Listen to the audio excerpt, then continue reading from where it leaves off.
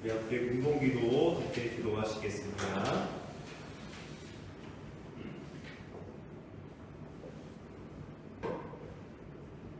공동기도입니다. 시간을 만드시고 시작하신 하나님께서 우리에게 매일 새로운 날을 주시고 새로운 달을 주시고 새로운 한 해를 주심을 감사합니다. 새롭게 시작하는 한 해가 우리 주님 그리스도를 기다리는 시간임이 무엇을 뜻하는지 깊이 생각합니다.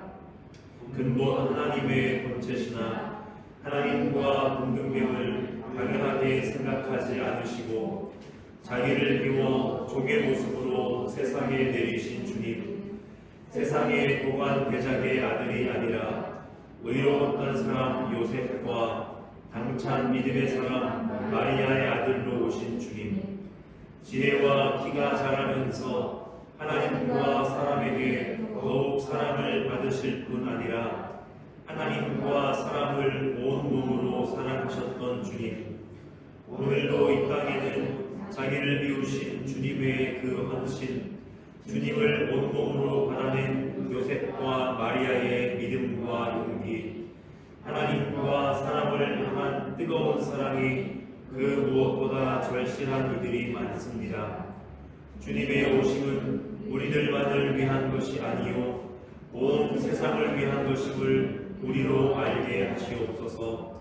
그리하여 오늘 주님이 가실 만한 그곳에 우리도 가게 하시고 주님이 섬기실 만한 그들을 우리도 섬기게 하시고 그렇게 우리의 믿음의 삶을 통하여 하나님께 영광을 돌리며 살게 하시옵소서.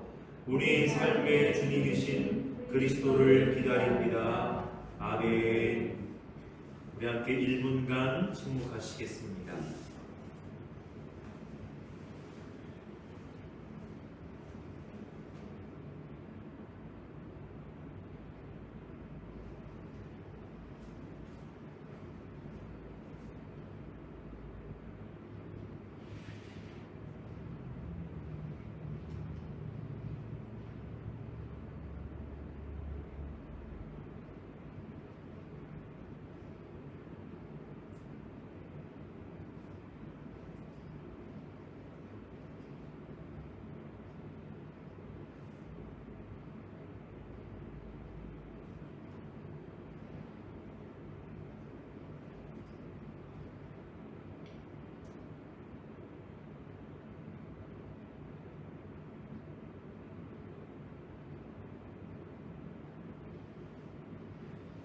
오늘 함께 살피실 하나님의 말씀입니다.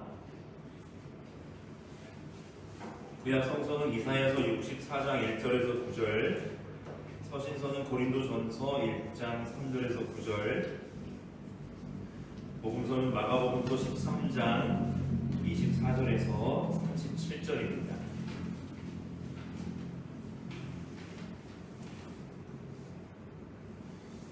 구약 성서는 이사야서 64장 1절에서 9절 말씀입니다. 제가 공독하겠습니다. 주님께서 하늘을 가르시고 내려오시면 산들이 주님 앞에서 떨 것입니다. 마치 불이 섭을 자르듯 불이 물을 끓이듯 할 것입니다. 주님의 대적들에게 주님의 이름을 알게 하시고 이방 나라들이 주님 앞에서 떨게 하여 주십시오. 주님께서 친히 내려오셔서 우리들이 예측하지도 못한 놀라운 일을 하셨을 때에 산들이 주님 앞에서 떨었습니다. 이런 일은 예로부터 아무도 들어본 적이 없습니다. 아무도 귀로 듣거나 눈으로 본 적이 없습니다. 주님 말고 어느 신이 자기를 기다리는 자들에게 이렇게 할 수 있었겠습니까? 주님께서는 정의를 기쁨으로 실천하는 사람과 주님의 길을 따르는 사람과 주님을 기억하는 사람을 만나주십니다. 그러나 주님 보십시오. 주님께서 진노하신 것은 우리가 오랫동안 죄를 지었기 때문입니다. 우리가 어찌 구원을 받겠습니까? 우리는 모두 부정한 자와 같고 우리의 모든 의는 더러운 옷과 같습니다. 우리는 모두 나뭇잎처럼 시들었으니 우리의 죄악이 바람처럼 우리를 휘몰아갑니다. 아무도 주님의 이름을 부르지 않습니다. 주님을 굳게 의지하려고 분발하는 사람도 없습니다. 그러기에 주님이 우리에게서 얼굴을 숨기셨으며 우리의 죄악 탓으로 우리를 소멸시키셨습니다. 그러나 주님은 우리의 아버지이십니다. 우리는 진흙이요 주님은 우리를 빚으신 토기장이이십니다. 우리 모두가 주님의 손수 지으신 피조물입니다. 주님, 진노를 거두어 주십시오. 우리의 죄악을 영원히 기억하지 말아 주십시오. 주님 보십시오. 우리는 다 주님의 백성입니다. 아멘. 고린도전서 1장 3절부터 9절입니다.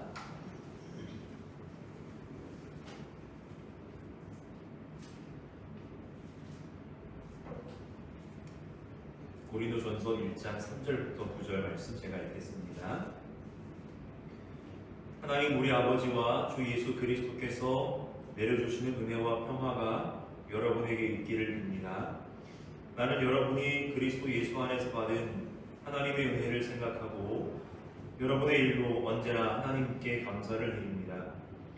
여러분은 그리스도 안에서 모든 면에 풍족하게 되었습니다. 곧 온갖 언변과 온갖 지식이 늘었습니다.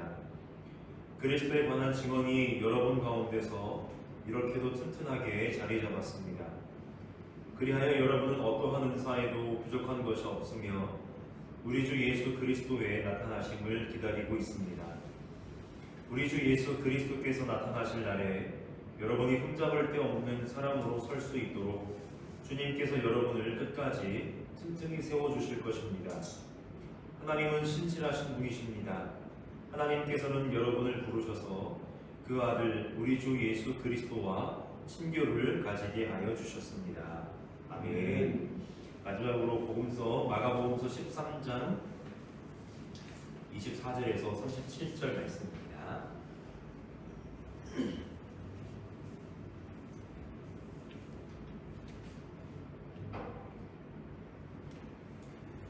그러나 그 환란이 지난 뒤에 그 날에는 해가 어두워지고 달이 빛을 내지 않고 별들이 하늘에서 떨어지고 하늘의 세력들이 흔들릴 것이다. 그때의 사람들이 인자가 큰 권능과 영광에 쌓여 구름을 타고 오는 것을 볼 것이다. 그때에 그는 천사들을 보내어 땅 끝에서 하늘 끝까지 사방에서 선택된 사람들을 모을 것이다. 무화과 나무에서 비유를 배워라. 그 가지가 연해지고 잎이 돋으면 너희는 여름이 가까이 온 줄을 안다. 이와 같이 너희도 이런 일들이 일어나는 것을 보거든 인자가 눈앞에 가까이 온 줄을 알아라. 내가 진정으로 너희에게 말한다. 이 세대가 끝나기 전에 이 모든 일이 다 일어날 것이다. 하늘과 땅은 없어질지라도 나의 말은 절대로 없어지지 않을 것이다. 그러나 그 날과 그 때는 아무도 모른다. 하늘의 천사들도 모르고 아들도 모르고 오직 아버지만 아신다. 조심하고 깨어 있어라. 그때가 언제인지를 너희가 모르기 때문이다. 사정은 여행하는 어떤 사람의 경우와 같은데 그가 집을 떠날 때에 자기 종들에게 권한을 주어서 각 사람에게 할 일을 맡기고 문지기에게는 깨어 있으라고 명령한다. 그러므로 깨어 있어라. 집 주인이 언제 오는지 저녁녘일지 한밤중일지 달기 울 무렵일지 이른 아침녘일지 너희가 알지 못하기 때문이다. 주인이 갑자기 와서 너희가 잠자고 있는 것을 보게 되는 일이 없도록 하여라. 내가 너희에게 하는 말은 모든 사람에게 하는 말이다. 깨어 있어라. 아멘. 우리 함께 사도신경으로 우리의 신앙을 고백하겠습니다.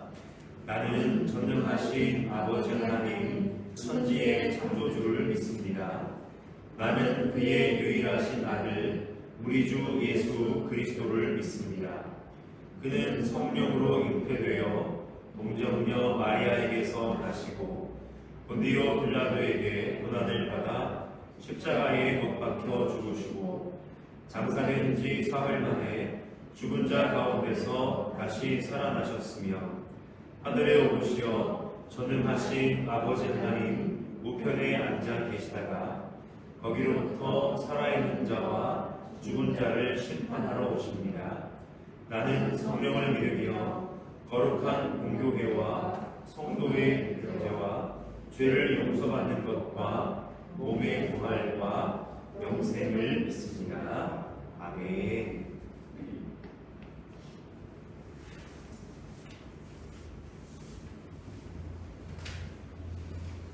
언제나 이맘때가 되면 좀 어색한데요. 아직 달려온 11월 말이지만 이제 교회적으로는 한 해가 이제 시작됐습니다. 대림절이 이제 오늘로 첫 주가 되는데요. 이 마가복음서라고 하는 이 복음서는요, 복음서들 가운데서 가장 먼저 기록된 그 복음서입니다. 이 책이 기록된 시기가 아마도 주후 70년보다 조금 앞선 어느 때였을 가능성이 이제 가장 높은데, 주후 70년에는 어떤 일이 있었냐면은 이제 예루살렘 성전이 로마의 군대에 의해서 이제 무너진 사건이 있었습니다. 그러니까 이 마가복음서가 기록된 시기는 이 역사적으로 유대 민족과 로마 제국의 전쟁이 한참 벌어지던 시기와 겹치는데, 그때가 언제냐면은 약 주후 66년에서부터 73년까지, 그러니까 약 7년 8년 정도 전쟁이 지속됐다고 합니다. 이 전쟁의 결과로 유대는 예루살렘 성전이 로마의 군대에 의해서 무너지게 되는 아픔을 겪게 됩니다. 이것이 말씀드렸던 것처럼 주후 70년이고, 그리고 그때까지 성전이 무너졌기 때문에 이 성전과 함께 당시 그때까지 예루살렘의 지도 체제로 군림했었던 여러 유대교의 분파들도 함께 사라져버리게 되는 대표적인 것이 이제 사두개파이고요. 그 70년 이후에 이제 남아있는 유대교 분파는 이제 바리새파가 주를 형성을 하게 됩니다. 이 마가복음에 이렇게 좀 무거운 분위기, 성전이 무너진 사건과 아주 밀접한 시간 속에서 기록된 책이기 때문에 마가복음은 상당히 뭐랄까 좀 종말론적인 성격이, 물론 모든 복음서가 마찬가지겠지만은 종말론적인 성격이 아주 강한 복음서인데, 그것의 대표적인 부분이 오늘 마가복음 13장입니다. 그래서 마가복음 13장에 보시면 7절에 여기저기에서 전쟁이 일어난 소식과 전쟁이 일어날 것이라는 소문, 그러니까 과거에도 미래에도 전쟁이 존재하는 그러한 시간적인 부분, 그 다음에 민족과 민족이 맞서 일어나고 나라와 나라가 맞서 일어날 것이며 라고 하는 그런 전쟁에 대한 이야기들의 구절은 바로 이 유대 전쟁을 가리키는 표현이다라고 학자들은 얘기하고요. 그러니까 이런 본문들을 가지고 분명히 이 구절이 가리키는 바는 분명히 있지 않습니까? 유대 전쟁이라고 하는 역사적인 사건이 있는데, 마치 이런 구절들을 가지고 시한부 종말론적인 주장을 하는 최근의 사람들을 당연히 우리는 경계할 필요가 있겠습니다. 그리고 유대전쟁의 결과로 이 성전이 무너진 사건이 13장 2절에 예수님이 하신 예언적인 말씀으로 기록되어 있습니다. 제자들이 성전을 이제 가리켜서 얘기를 하자 예수님이 여기에 돌 하나도 돌 위에 남지 않고 다 무너질 것이다 라고 말씀을 하셨습니다. 그러니까 이 마가복음 13장은 그 당시에 어지럽고 훈련한 시공간적인 상황 속에서 마치 종말을 본 듯한 마가 공동체의 경험이 반영되어 있는 장이라고 이야기할 수 있겠고요. 더 나아가 그런 상황 속에서, 혼란한 상황 속에서 마가 공동체는 유일한 희망이 되는 메시아 예수의 이야기를 복음서로 기록해 두었다라고 하는 것입니다. 말씀드렸던 것처럼 이제 교회력으로 한 해가 시작되는데, 오늘은 이 마가복음 13장의 후반부 말씀을 통해서 오늘 우리에게 주시는 하나님의 말씀을 함께 듣도록 하겠습니다. 먼저 13장 24절에 보시면요, 어떤 문장으로 시작을 하냐면 그러나 그 환란이 지난 뒤에 라는 문장으로 시작합니다. 서론을 통해서 이 마가복음서가 기록되는 시기를 간략하게 말씀드렸는데, 24절은 그 시기를 환란의 시기라고 표현을 합니다. 그 환란의 시기는 바로 전쟁의 시기인데, 전쟁은 전쟁으로 끝나지 않죠. 전쟁으로 인해서 황폐하게 된다면 더 이상 농사를 지을 수 없게 되는 형국이 되어버리고, 그렇게 되면 더 이상 그것은 먹을거리를 내는 풍족한 땅이 아니게 되는 것입니다. 그래서 13장 8절에서 말씀하고 있는 것처럼 기근이 동반됩니다. 또 전쟁으로 인해 사람들의 영혼이 피폐해지게 되면 사람들의 영혼을 갉아먹는 사람들이 생겨나게 마련됩니다. 그들은 마치 구세주를 자처하며 자신이 사람들을 구하는 능력자인 것처럼 행세하는데 오늘 13장 6절과 21절에 보면 그들은 자신들이 그리스도다라고 얘기를 하는 사람들입니다. 또 전쟁으로 혼란스러워진 세상에서 사람들은 서로를 불신하게 되죠. 그리고 가치관이 서로 다른 이들은 또 다른 내부의 적이 되어 서로 칼을 겨누게 되기도 합니다. 물론 우리나라도 뭡니까 이제 한국 전쟁을 겪으신 이제 세대에 속하신 분들은 그 아픔이 너무 이제 크기 때문에 사실은 어떤 북한이나 아니면 뭐 공산주의나 이런 체제에 대해서 반감이 없을 수가 없습니다. 그런데 가끔은 그런 것들이 사실은 뭐랄까 이유 없는 다른 사람들을 향한 어떤 미움으로 나타나는 모습들을 보면 그런 안타까움이 그렇게 됩니다. 뭐 젊은 사람들이라고 예외는 아닐 것 같아요. 요즘 젊은 사람들 뭐 취직하는 거 어렵고 막 그러잖아요. 근데 이제 그런 상황이 젊은이들의 마음을 또 이렇게 또 뭐랄까 좀 황폐하게 만드는 것 같습니다. 그래서 다른 사람들을 향한 또 이유를 알 수 없는 원인을 모를 그런 적개심들이 곳곳에서 불거지는 것을 우리가 보게 됩니다. 그러니까 마가복음서에는 이런 주후 70년을 둘러싼 이런 상황이 묘사되어 있다라고 하는 것인데 더욱이 그런 상황 속에서 복음서는 뭐라고 얘기하냐면 기독교 공동체는 예수 이름 때문에 모든 사람에게서 미움을 받는 공동체가 될 것이다 라고 얘기를 합니다. 기독교 공동체는 두 가지 부류의 사람들에게서 미움을 받게 될 것인데요. 첫 번째는 로마 제국에 의해서 미움을 받게 될 것이고 또 다른 하나는 자신들의 동족이었던 유대민족에 의해서 미움을 받게 될 것입니다. 이런 상황에서 마가복음의 저자는 13장 13절에 보시면 상당히 중요한 구절이긴 한데요.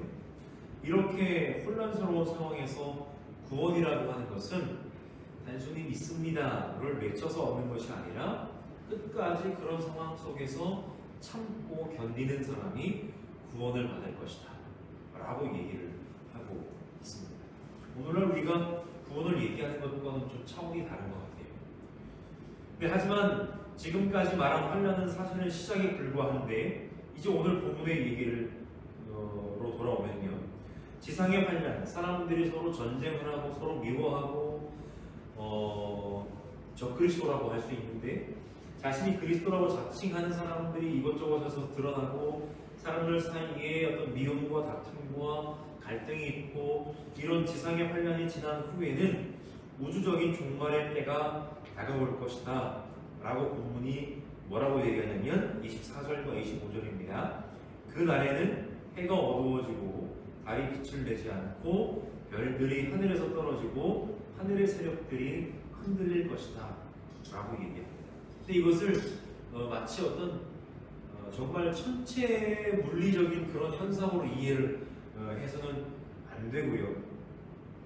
해가 어두워지고 달이 빛을 내지 않는다는 말씀은 이사야서 13장 10절의 말씀을 인용한 것인데 이사야서 13장은 하나님께서 그 당시에 최고 강대국이었던 바빌론을 멸망시키실 그런 예언의 말씀입니다.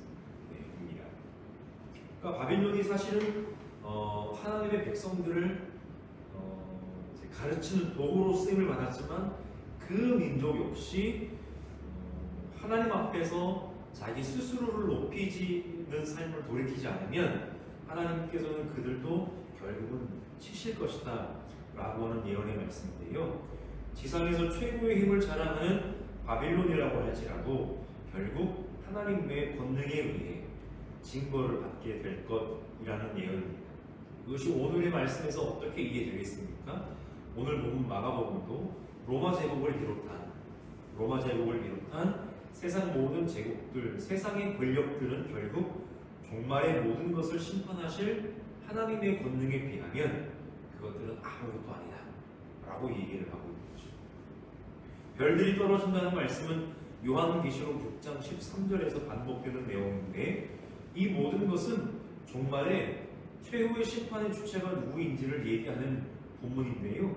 26절과 27절은 그것을 우리에게 다시 한번 확증하고 있는데, 그때의 사람들이 인자가 큰 권능과 영광에 쌓여 구름을 타고 오는 것을 볼 것이다. 그때에 그는 천사들을 보내어 땅끝에서 하늘끝까지 사방에서 선택된 사람들을 모을 것이다 라고 말씀하고 있습니다. 그때에 심판하실 분은 인자인데, 인자가 임할 때에는 마치 사람들이 미혹하기 위해 그리스도가 여기에 있다, 저기에 있다 말할 필요가 없습니다. 그래서 내가 그리스도다, 내가 막 이렇게 얘기하는 사람들에게 속을 필요가 없는 것이, 본문은 분명히 모든 사람들이 볼 수 있게 인자는 임하실 것이다 라고 얘기하고 있기 때문입니다. 그리고 그리스도는 큰 권능과 영광 가운데 임하실 것이다. 그리고 그는 구름을 타고 오실 것이다 라고 본문이 얘기하고 있는데, 이것을 우리가 문자적으로 이해하면 되게 좀 곤란합니다. 마치 뭐 서도공처럼 금두원을 타고 내려오시는 거냐, 막 그렇게 이해하시면 곤란한데, 물론 우리 보험자리 보면 그렇게 이해하시는 분들이 한 분도 안 계시죠. 재밌지 않으신가 봐요. 목이 탑니다. 이 구름을 타고 오신다라고 하는 말씀은요, 이 하나님의 영광이 자욱한 가운데 임하실 것이라는 내용. 그러니까 구약의 이제 출애굽기, 특히 이제 신명기, 십계명 본문에서도 하나님의 구름이 자욱한 가운데 임재를 하시거든요. 그 구름은 또 하나님의 큰 영광을 상징합니다. 그러니까 다시 오실 인자가 구름 가운데 임하신다라고 하는 것은 바로 하나님의 영광 가운데 임재하신다라고 하는 그런 말씀인 것이죠. 그렇게 오셔서 인자가 하시는 일은 무엇이냐면, 땅끝에서 하늘끝까지 천사들을 보내셔서 선택된 사람들을 모으시는 일. 근데 여기서 선택된 사람들을 우리가 오해하지 말아야 될 것이, 하나님이 임의로 뽑아서 마치 우리가 예정론을 좀 잘못 이해할 때 좀 할 수도 오해인 것처럼, 하나님의 마음으로 임의로 뽑아서 고른 사람들이 아니라 그리스도를 믿는 믿음을 끝까지 지키는 사람들, 그 사람들이 하나님이 선택하신 사람들. 마태복음서, 마가복음서에서 그래서 선택된 사람들은 종말론적인 의미에서 사용된 단어인데요, 오늘을 사는 우리 역시 우리가 진짜 믿음의 사람인지 아닌지를 어떤 상황에서 알 수 있겠습니까? 네, 모든 것이 잘 되는 상황 속에서는 누구나 다 믿음의 사람인 것 같아요. 예배당 안에서 예배할 때는 누구나 다 신실한 예배자인 것 같아요. 하지만 인생의 위기가 닥쳤을 때 진짜 그가 믿음의 사람인지 아닌지 가려지는 것을 우리는 종종 목격을 합니다. 그래서 마태와 마가는 이런 의미에서 선택된 사람들이라는 표현을 하는 것이죠. 마지막 환란의 때에 끝까지 믿음을 잃지 않고 지키고 있는 사람들, 그들을 하나 인자가 모으실 것이다 라고 얘기를 하고 있습니다. 이 본문에 이어지는 교훈 두 가지, 종말에 대한 교훈 두 가지가 등장하는데요, 이 두 가지는 간략하게 살펴보겠습니다.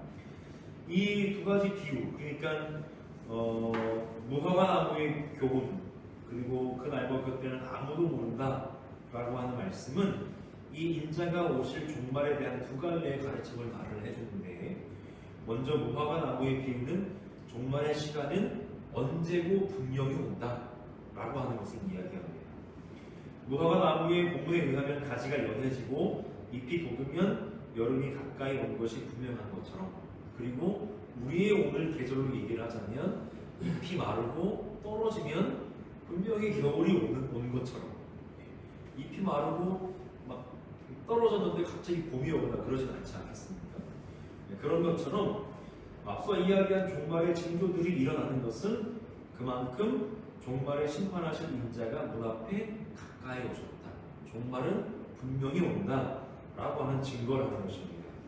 근데 또 당연한 이야기이지만 1세기 중반에, 그러니까 초대교회 때 기독교 공동체들은요, 이 종말이 정말로 가깝다는 믿음을 가지고 있었어요. 사도 바울도 그런 복음을 선포했고요. 그들은 이 세대가 끝나기 전에 이 모든 것이 다 일어날 것이다. 무화과 나무의 교훈에 보시면 라고 그렇게 믿고 있었습니다. 곧 오신다는 거예요. 심판하실 인자가요.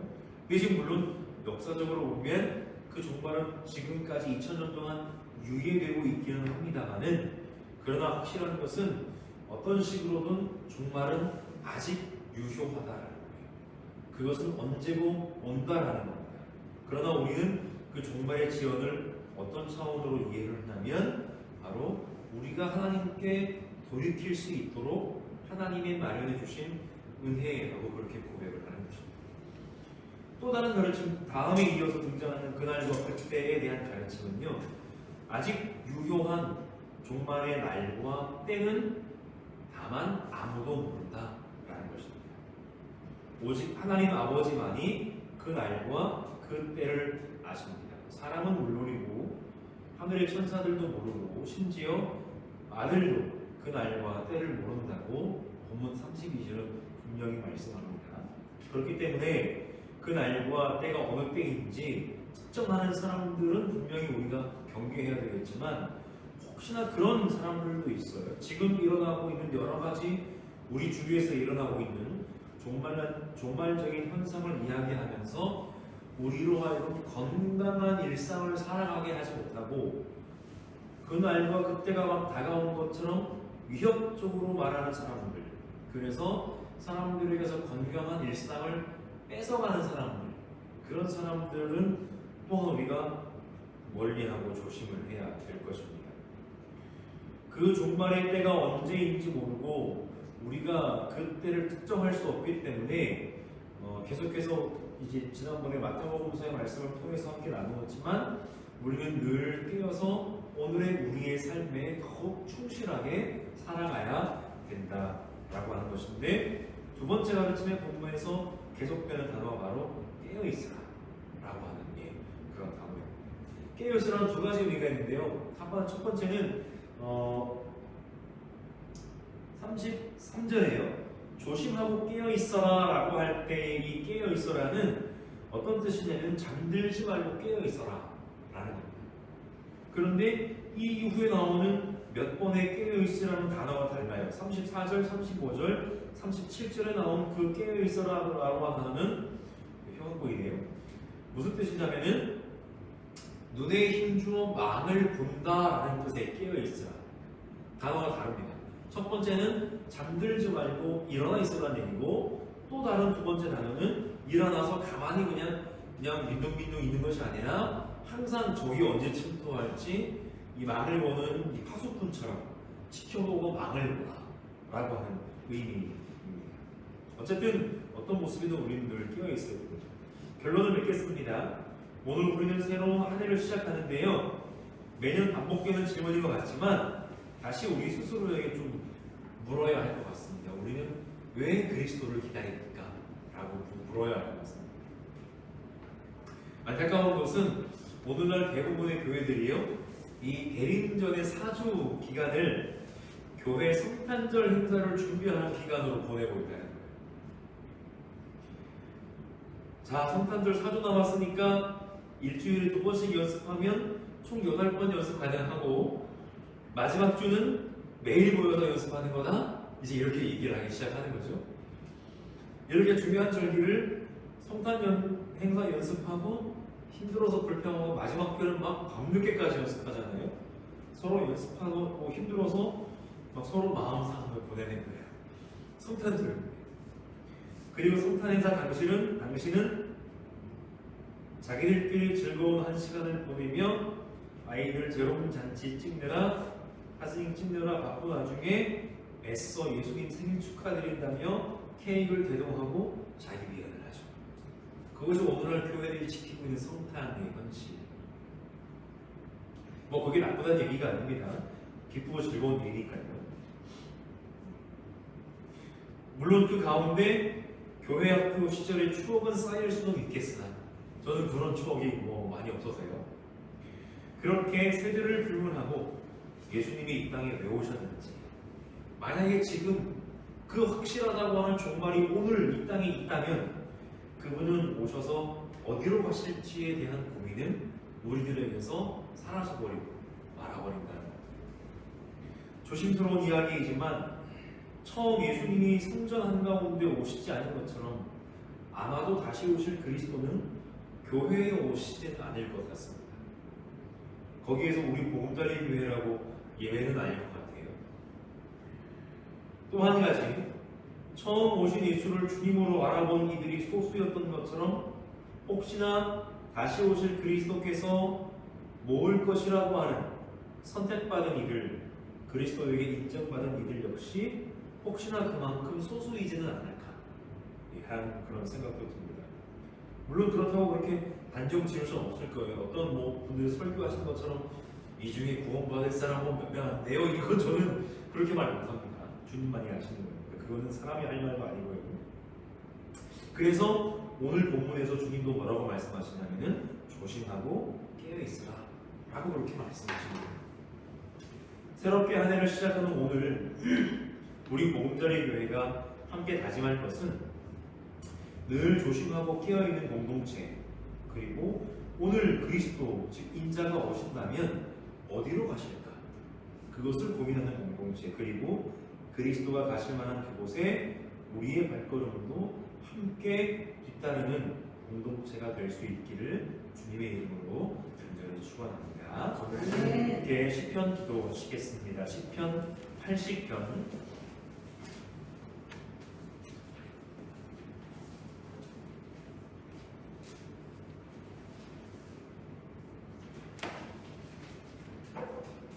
1절에서 7절, 17절에서 19절입니다.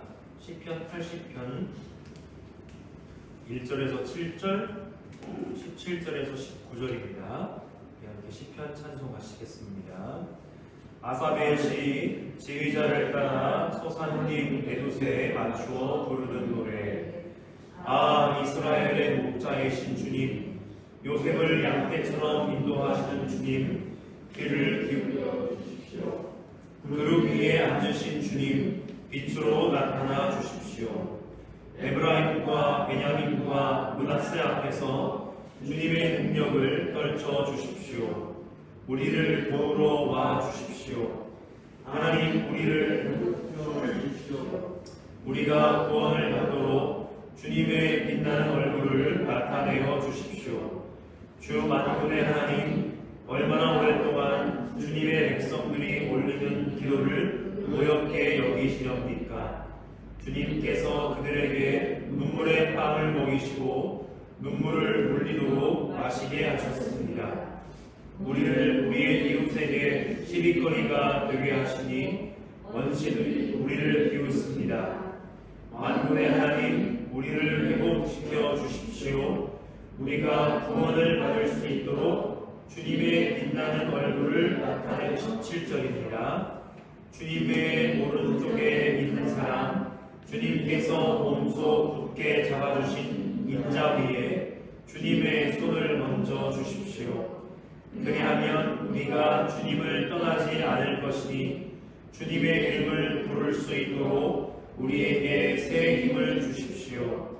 만군의 하나님, 우리를 회복시켜 주십시오. 우리가 구원을 받도록 주님의 빛나는 얼굴을 나타내어 주십시오. 아멘.